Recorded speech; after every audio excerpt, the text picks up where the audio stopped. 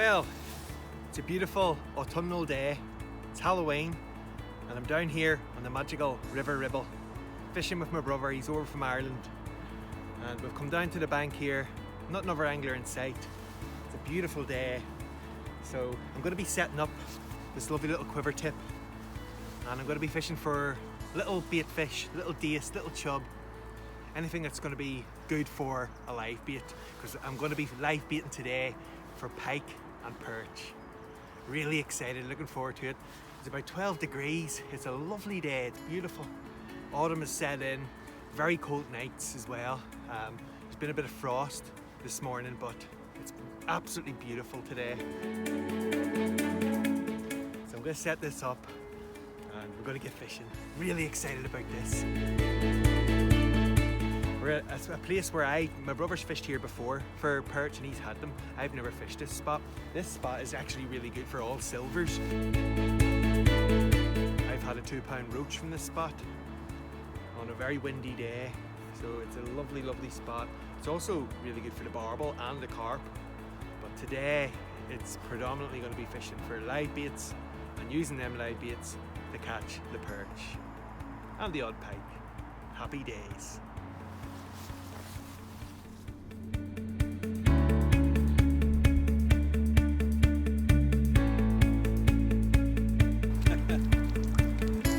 Probably a little bit too big for the for the liveys. What do you say, Barry? Yeah. We'll keep that. Keep it for the pike. Yep. Got enough live baits now, so we're going to move down to a spot which holds more pike. So this is the classic live bait rig. This is what I use every time for all the perch and the pike.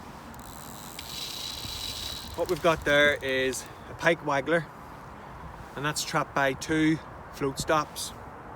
So that's going to be sitting at the depth. There's going to be a weight on the bottom and that's going to be exact dead depth where the float's sitting flat. So perch or pike comes along, grabs your live bait. What happens is as it moves off, that pops up and then it sails away, disappears. So I've already plumbed the depth, I've been out there in my waders. There's a back eddy on the far bank. I've had to literally walk halfway across the river to plumb the depth, and that's what I'm going to have to do. I'm going to have to walk halfway across the river and cast it into that back eddy. Now the terminal end, this is the rig. It's a paternoster rig. So what we've got there is a run ring. Tied to the run ring is 8 inches of 6-pound fluorocarbon, and then you need a weight that's substantial enough to keep your bait on the bottom. So that's just sliding on the line, and that comes down to 2 little rubber beads that protects your hook length, and then it's a swivel, 15-pound fluorocarbon to a single hook. That's a sharp Drennan Esox drop shot hook. That it's very sharp and they're perfect for the job, and that's going to go straight through the top lip of a roach and we're going to see what we can catch. So it's important to have your bait near the bottom. So the bait's going to be about 12 inches maximum from the bottom. So I'm just going to hook that through, just cut a little roach, going to hook that through the top lip, wade across the river, cast it into the back eddy, and then walk back, and then that's it. Happy days.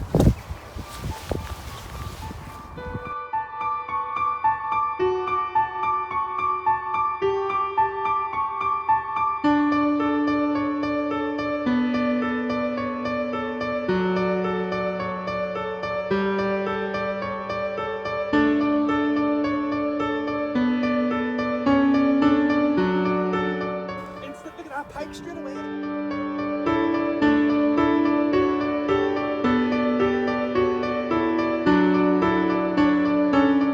Look at that, look at it go. Instantly took that roach. Look at the bird trying to attack it. You see the bird there? This is on, and you know what? This is on fluorocarbon. There's no wire trace on this at all. Careful. Look at that instant bar. Or you should have been your fish. It's okay. Oh, you got that big stay. I said there's something got that. Something got it straight away. Ooh. That's brilliant. Unbelievable. Barry, you know the spots, don't you? And you don't even live in this country and you tell me where to put the fish. Oh dear. Flipping heck. Not bad for the first cast though. Aye, it's about £8 at least. I don't even know yet. Like, No, it's probably about. It's just. no, it's giving me a good fight, like so. Aye, I think It's it's a very healthy fish. It's a very healthy healthy one. fish. It's a very. Look at the colours on that. It's big in the That's a back. decent That's fish. decent fish, aye. Lovely. That's a lovely fish. Right, you're not going back out. Oh there. no. Oh he is. Look at you, oh you boy. They got some fight this time of year, so they have, haven't they? See if cold water's giving them all that energy. Look at that, look at that, look at that gorgeous fish. Look at that. That's a lovely pike. That is a lovely pike. Look at the size of that boy! You're a cracker! Get him. Look at that! Oh yes, he's a very healthy fish, isn't he? Yes, indeed. He is a very healthy fish, and look at the colours on it. That's a beauty, that's a beauty. Nice pointed snake. How many seconds did that take? It went instantly. I didn't even get a chance to get back out off the bank. Cast the roach in. I was walking back and it went. I said, Barry, that's away. That's away straight away. Within seconds, didn't even get a chance to get back across the river. Get back out, get another roach on and get back out. Flipping right. Here we are.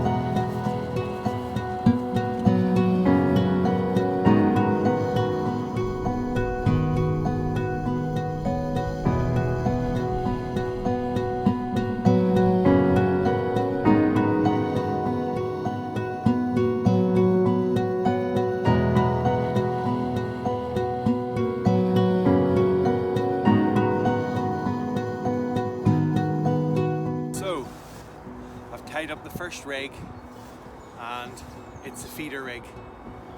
Now this is a new method that I'm trying today, and what I've done, it's very aggressive, this method. The reason why I can afford to be so aggressive here on the River Ribble is because these fish that migrate here in the winter, they've probably never seen a hook, so I can afford to be very aggressive. And on top of that, there is a lot of bigger fish that live in these waters. Big chub, barbel, carp, pike, you name it, this is a good stretch. Now, I was fishing here last week and I got snapped off by a big fish on the feeder, and I was only using a 2-pound bottom. Very, very light tactics. So this time, I've opted for the aggressive approach, and I'm actually fishing with braided main line, and that braided main line comes off the top of the rod. And all I did was I tied a little loop in the braided main line, and then to that loop I just tied a half-tucked blood knot to some 8-pound fluorocarbon, and I've done 3.5 feet of 8-pound fluorocarbon, and then I've tied on a little mini match swivel. I just tied on a mini match swivel, and I've left a tag.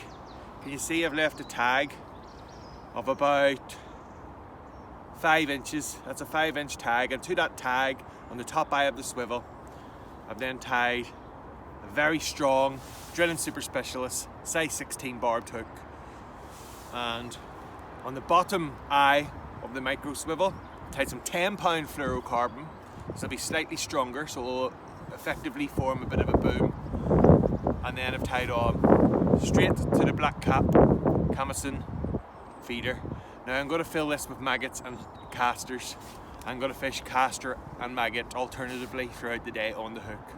So what you've basically got, it's a bit like a paternoster, but with this sitting off as a bit of a boom, you notice that it doesn't come as far down as the feeder, so when you catch a fish, it'll look like it's all snagged up and tangled, but actually it's perfect. It's just an aggressive rig because the fish can't do anything. It moves off, instantly it's hooked. It's a self-hooking rig, very effective. Not tried it this aggressively before, so this will be a first, but hopefully I'll get a bonus fish. But in the meantime, all I want to do is get some silverfish, a few live baits, and the two-pronged attack today will be fishing for silvers, but also fishing for the predators. I'm very excited. Let's get this chucked in and see what I can catch.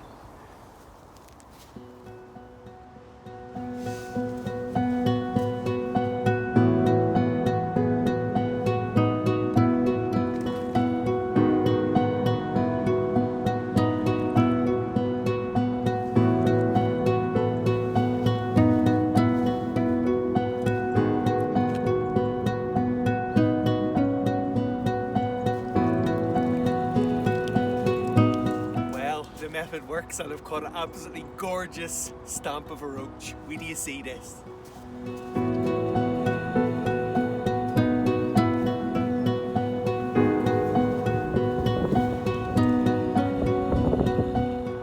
They're a beautiful fish, aren't they? The Ribble roach, absolutely gorgeous. Happy days.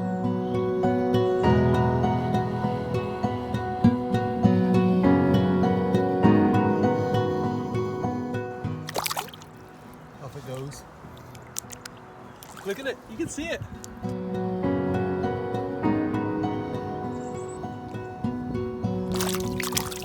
The swim that I've chose this morning for the silvers, start off I'm going to fish for about the first 2 hours, and I'm going to be fishing 5 meters out. Now the water drops down to about 6 foot at 5 meters. Starts off about 2 foot. And gradually it's quite a steep slope. 5 meters out it's 6 foot deep, and that's good for the roach because the roach love to hug that marginal shelf. Now I'm going to be fishing my maggots, but I know that the roach absolutely love the caster, so I've got some fresh casters here. I'm going to open this pack. I'm going to try and build up a bed of bait. Now the reason I'm fishing at 5 meters is because I have brought a little whip with me today, and it's a 5 meter whip. So when I get the fish confidently feeding and they start to back off after being caught, I can start fishing a different tactic, hopefully to outsmart some of the more wary fish.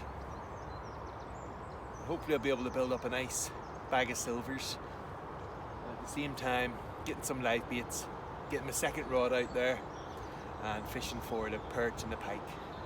Plenty of fish showing, and over oh look, you can see them coming out of the river. You can actually see them breaking the water surface just about a third of the way out. Now I think the perch are on the move today and the pike, and they've started to arrive now, these silverfish. So this is going to be a good day's fishing, I know it is.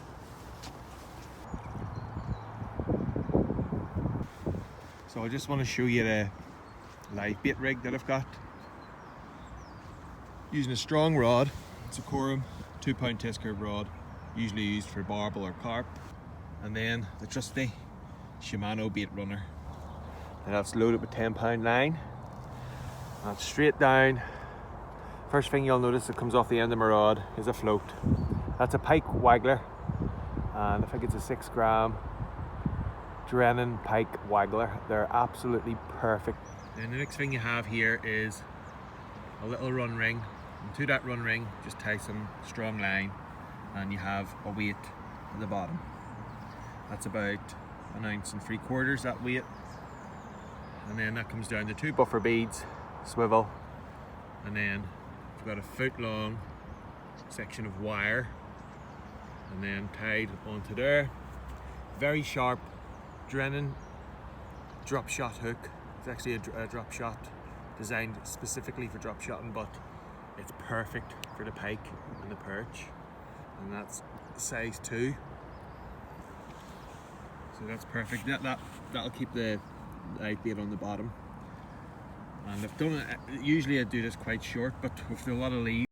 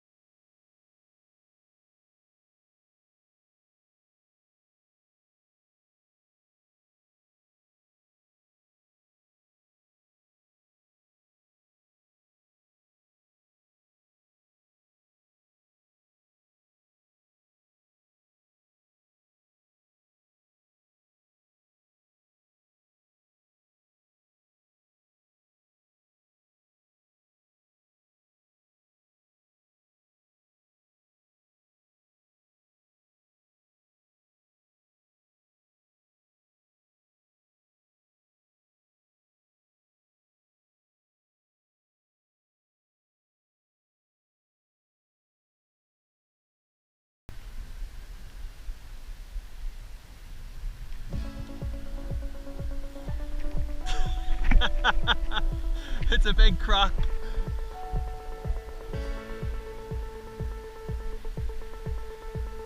It's definitely a double.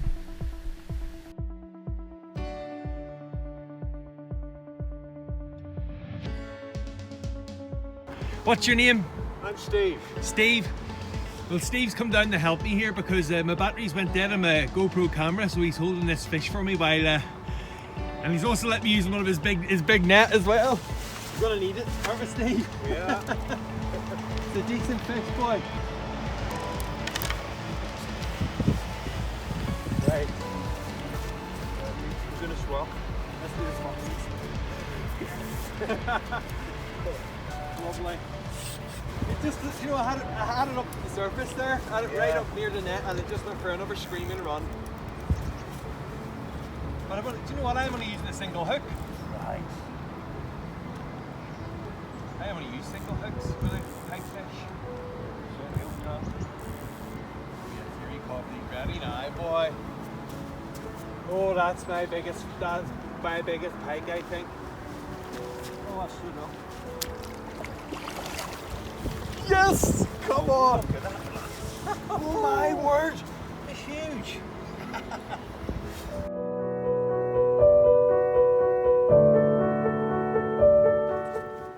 Look at the size of that pike. This is my biggest pike. My biggest pike, 17.6. That's right, well over 20, isn't it? Yes! Is it any wonder why it was on that drag? It was going for such a run. Yeah. Oh my word! I'm glad you're here to witness this, Steve. Magnificent. Oh, that is brilliant. And I've got a bit.